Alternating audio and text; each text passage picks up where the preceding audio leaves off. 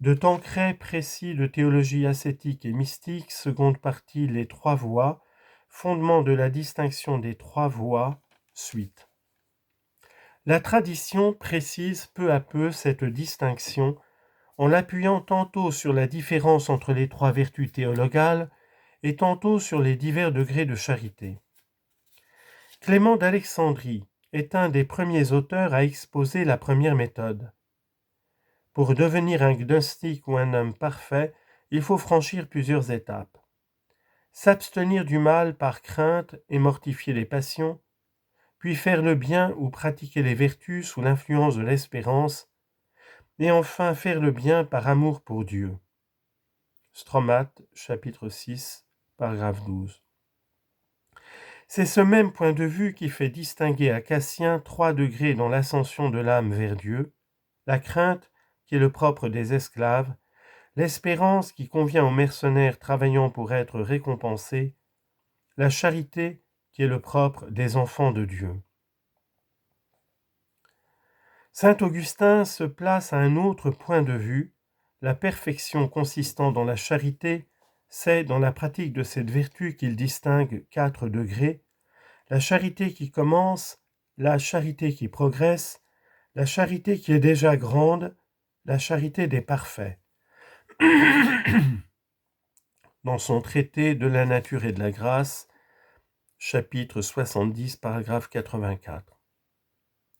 Ces 2 derniers degrés se rapportant à la voie unitive, sa doctrine ne diffère pas au fond de celle de ses prédécesseurs. Saint Bernard distingue aussi 3 degrés dans l'amour de Dieu.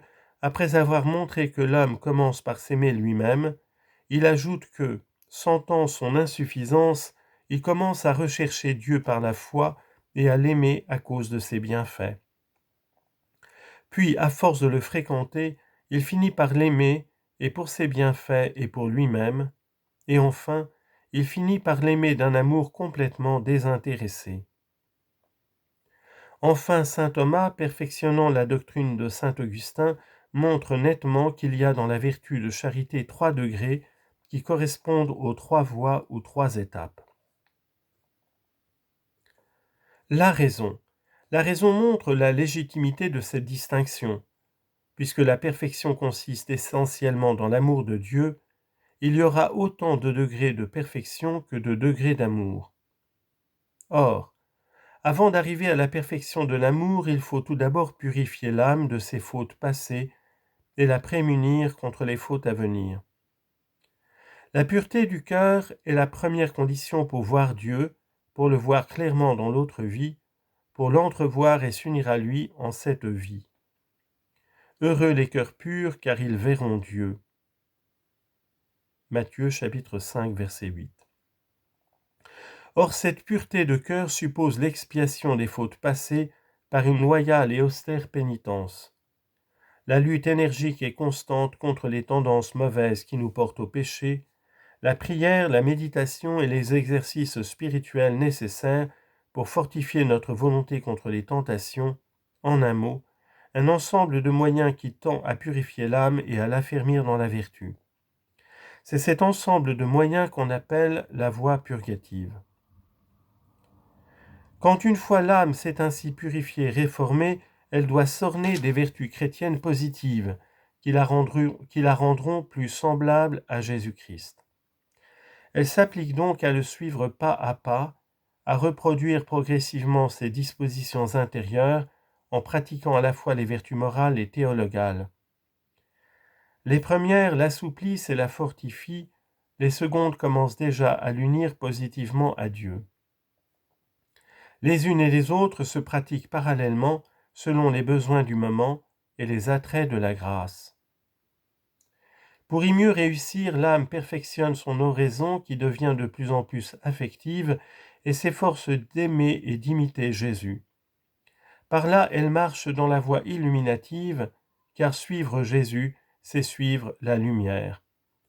Celui qui me suit ne marchera pas dans les ténèbres. Le moment arrive où, purifié de ses fautes, assoupli et fortifié, docile aux inspirations du Saint-Esprit, l'âme n'aspire plus qu'à l'union intime avec Dieu. Elle le cherche partout, au milieu même des occupations les plus absorbantes. Elle s'attache à lui et jouit de sa présence. Son oraison se simplifie de plus en plus.